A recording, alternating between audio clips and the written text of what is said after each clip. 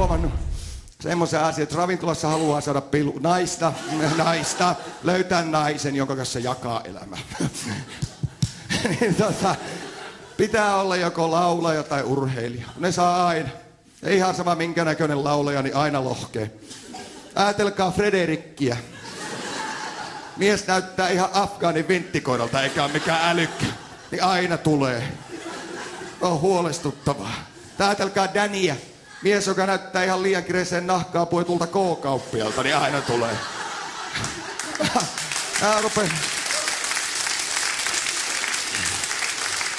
Mä rupesin laulamaan, että 7 kertaa 7. Mimmit se on sitten Jep ja luulisi matemaatikoksi.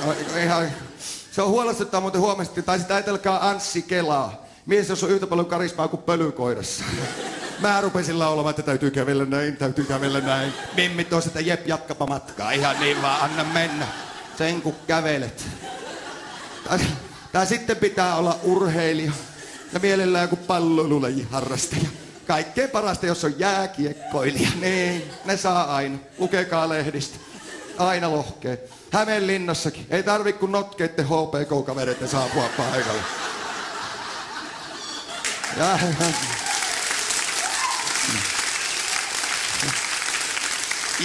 Jääkiekkoilijat on siitä hyviä, kun niistä ei arvaa, mitä ne harrastaa.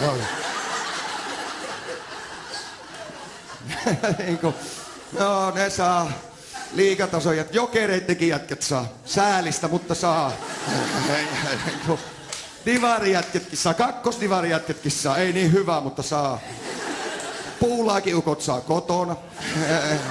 Ja mä ajattelin, että okei, mun kroppa muistuttaa ehkä pikkusen enemmän laulajan kuin jääkiekkoilijan kroppaa. Tai no en tiedä näillä reisillä. Ei siis joo, näillä reisillä, jos rupeais pelaa jääkiekkoa, niin se olisi yhtä vakuuttavaa kuin jos Kimi Räikkönen laulaisi bassoa. Sitten mä täysin, että en mä osaa laulaa.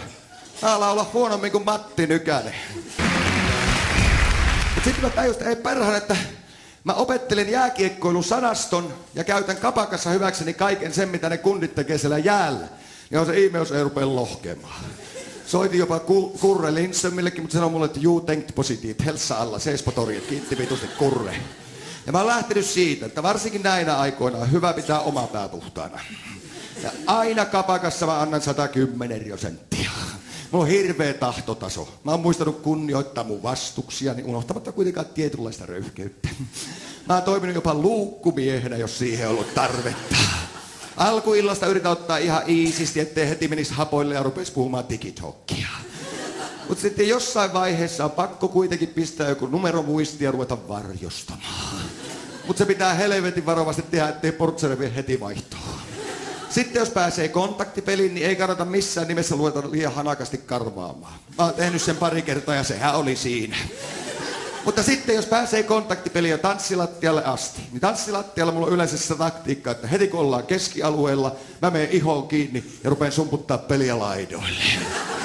Laidalla ei muuta kuin terävä taklaus ja maalia kohti. Vitussa se yleensä on mennyt, kun en malttanut kontrolloida omaa peliä.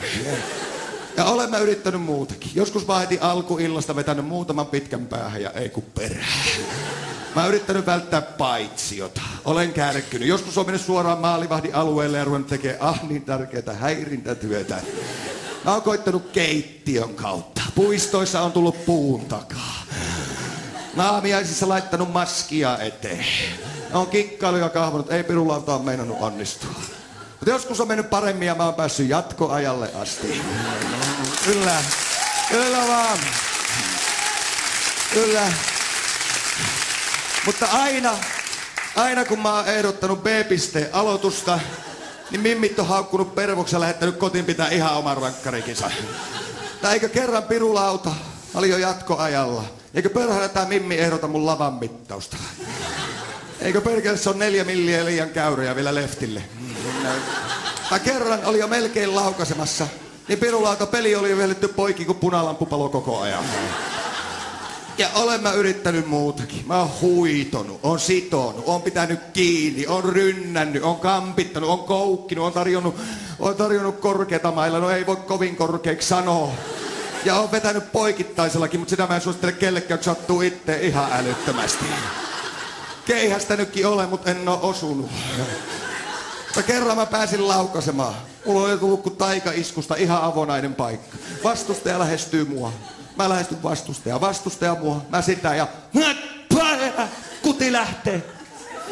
Pirulalta osuu tolppa ja jää siihen. Se... Ja sen mä sanon, että koskaan en oo käyttänyt maksettuja vastustajia. Enkä oo vetänyt ylämummoa. Mitähän helvettiä sekin tarkoittaa, en tiedä. Mun on vaan jatkettava kuivaharjoittelua. Pitkiä vetoja ranteella ja parannettava omaa taitotasoni. Eiköhän sitä tulostakin ala syntymään!